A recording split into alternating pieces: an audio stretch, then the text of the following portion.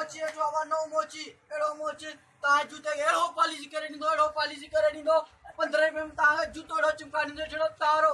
जे चट चिमकंदो न तीए ता जूते के साफ करे नी दो बुझे सिर्फ 15 रुपया सिर्फ 15 रुपया बाते पल मुगे पॉलिश करे दे ए यार बड़ी चप्पल पॉलिश नी देखा न अरे तू मोची ने सोलगाती हुक्का बोली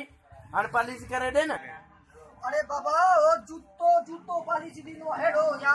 चमड़े रो जूतो या हेडो जूतो सब ये रबड़ी चप्पल थोड़ी के पॉलिश दी रबड़ी चप्पल पॉलिश कौन दी लिया हां हां हो का बोना दा जूतो चमड़े को जे तू कड़ी चप्पल बजाए अच्छा खा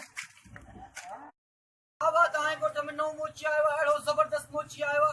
ताए जूते के चंडा में चिमकाई दो बाकाली छे चंडी चिमकनो तीए ताए जूते के चिमकाई सिर्फ पॉलिश की कीमत सिर्फ 15 रुपया